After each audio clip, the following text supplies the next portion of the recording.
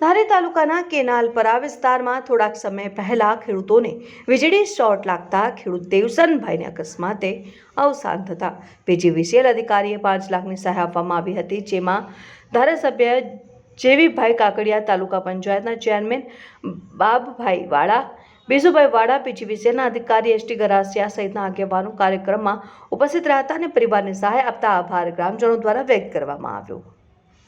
જી સાહેબ. બાબભાઈ વાળા, તાલુકા પંચાયત કારોબારી પૂર્વ ચેરમેન.